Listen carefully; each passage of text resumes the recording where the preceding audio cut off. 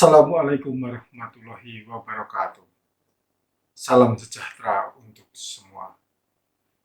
Jumpa lagi dengan saya Haris di channel Misteri Verhal. Episode ini saya ingin membahas seorang tokoh Islam yang amat terkenal. Namanya Al-Habib Husain bin Abu Bakar Al-Idrus, atau yang kita kenal dengan sebutan Habib Luar Batang.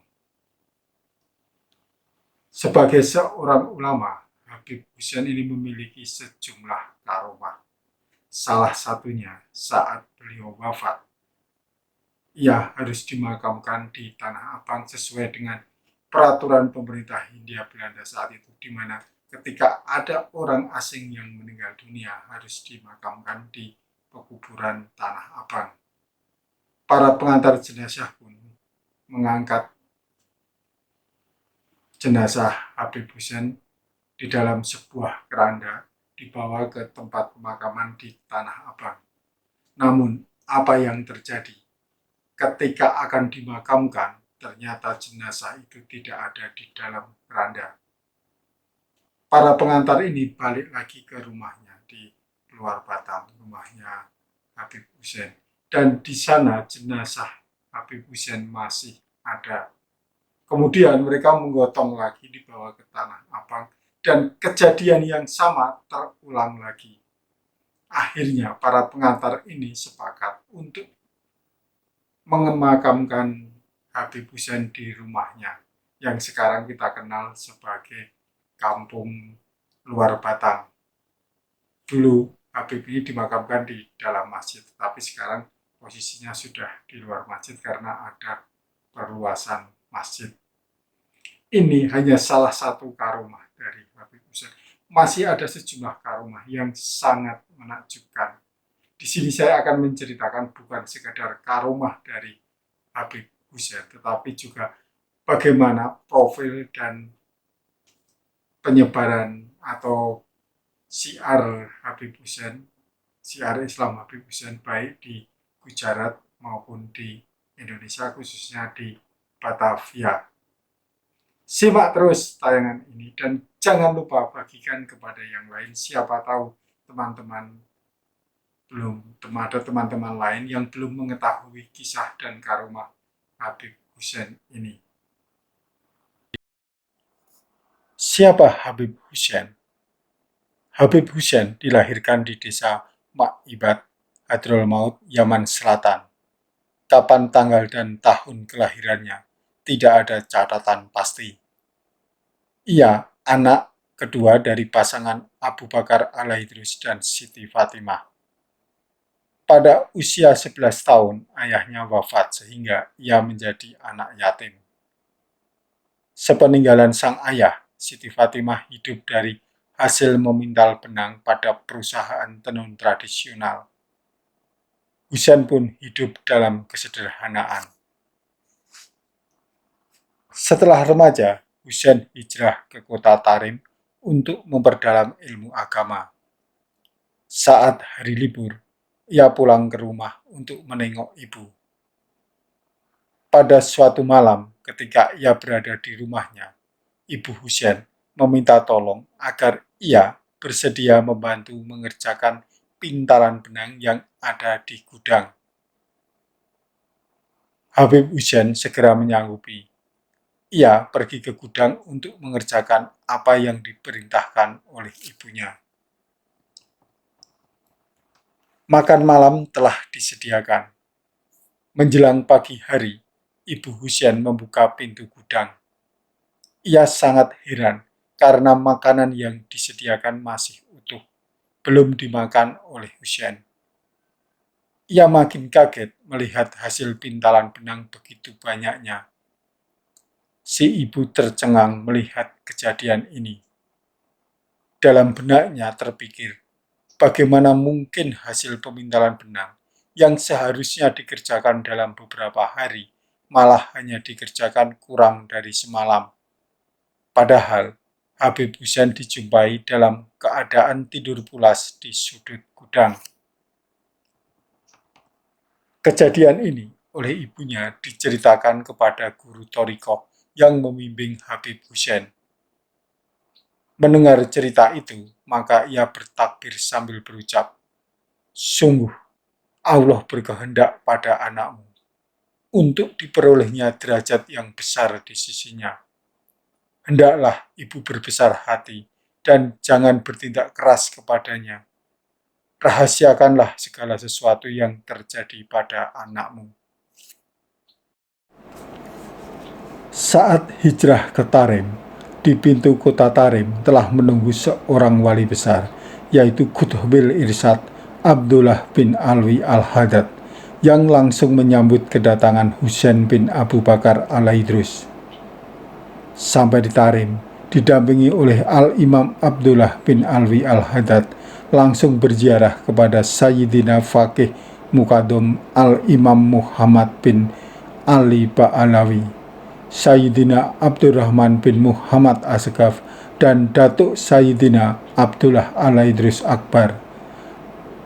Al-Imam Abdullah bin Alwi Al-Haddad mengatakan, jika semalam kakek Husain, Sayyidina Abdullah Al-Idrus Akbar, datang kepadanya dan mengabarkan tentang kedatangan Husain.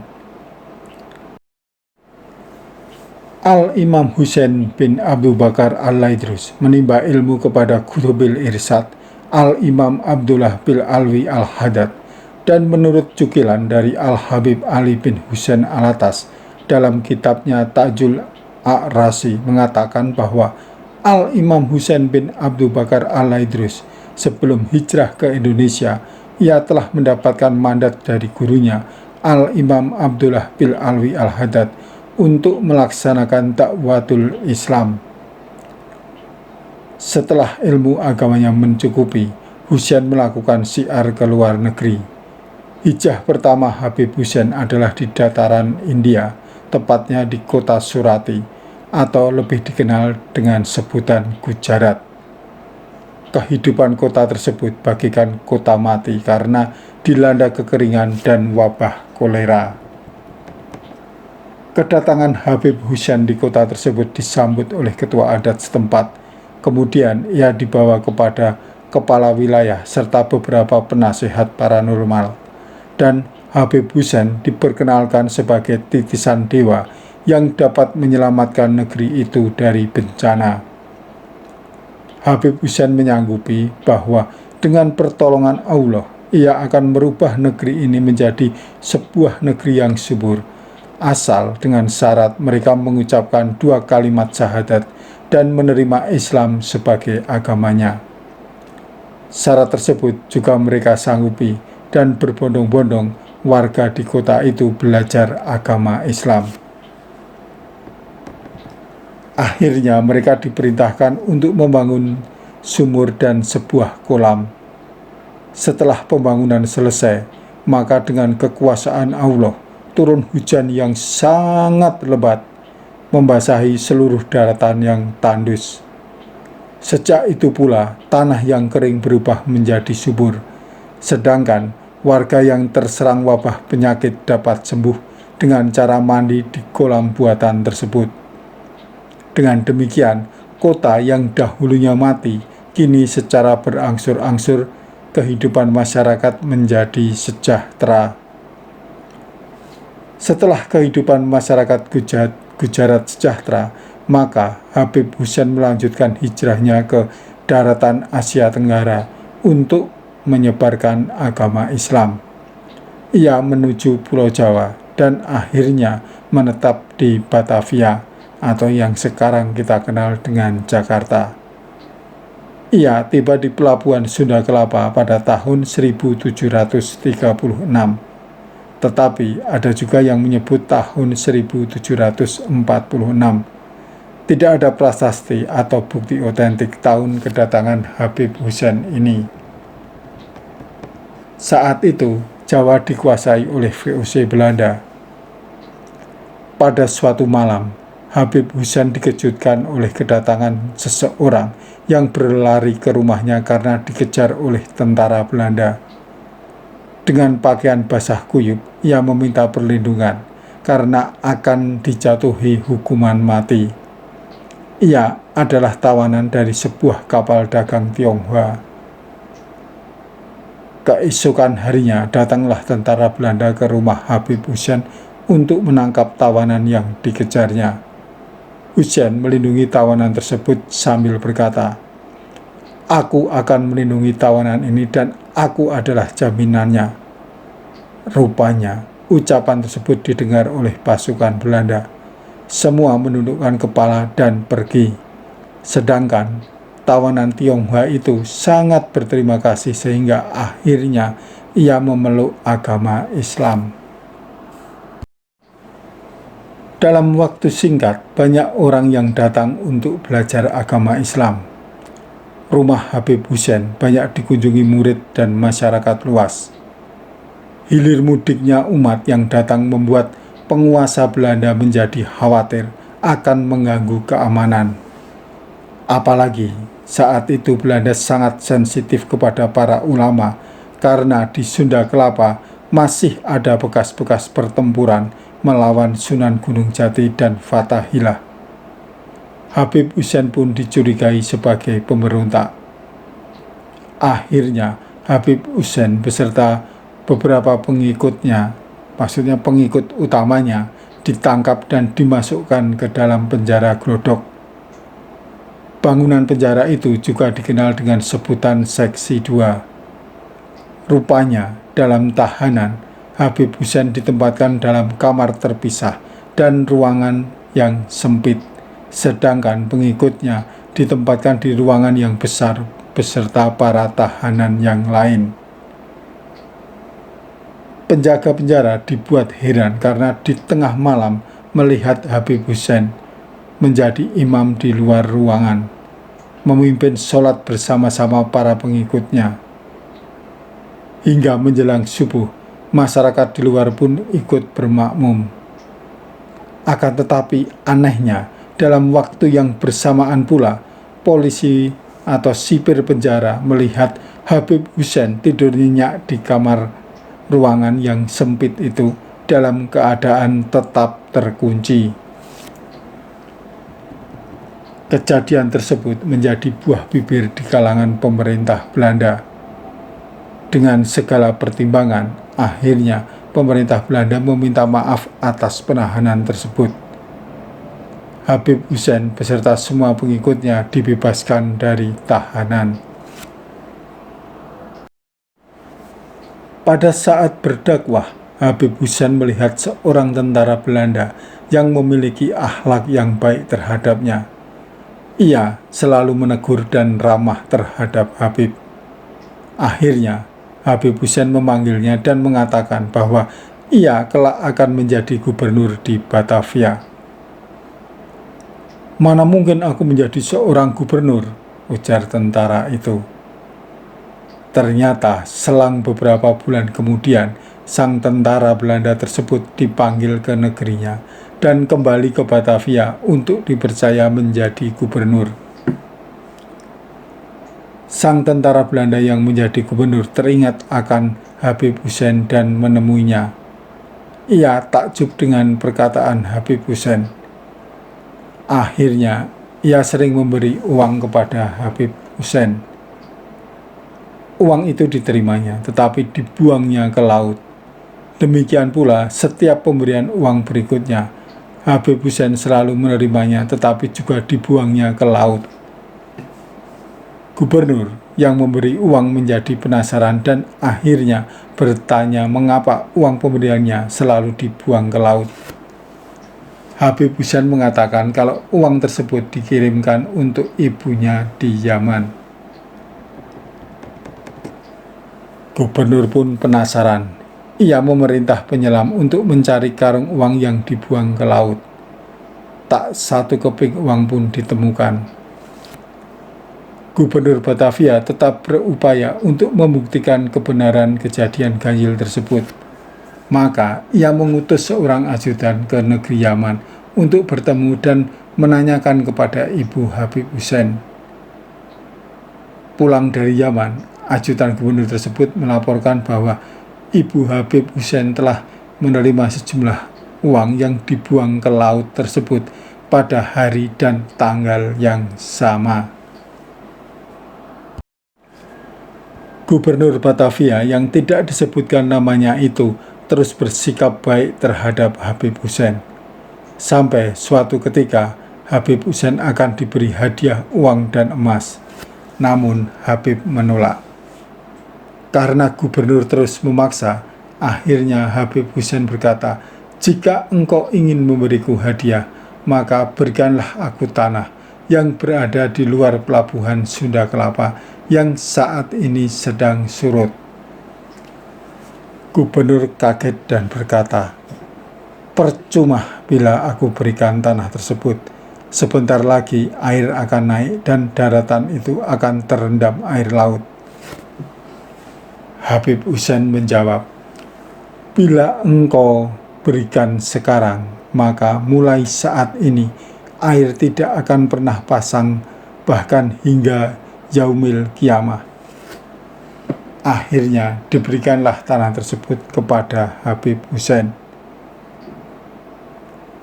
Habib Hussein pertama kali membangun masjid di tanah tersebut. Kemudian rumah yang saat ini menjadi tempat pusaranya. Dan sejak itu tanah-tanah tersebut dipatok yang besarnya kurang lebih 10 hektar dengan pilar dan batang-batang, sehingga daerah ini dikenal dengan sebutan Luar Batang. Hal ini disebabkan di luar pelabuhan Sunda Kelapa muncullah batang-batang. Di sini Habib bersama salah satu muridnya, Haji Abdul Qadir, yang menjadi penerjemah mengajarkan kepada murid-muridnya yang datang dari Banten, Indramayu, Cirebon, Tuban, Gresik, dan pelosok-pelosok kota di seluruh Nusantara.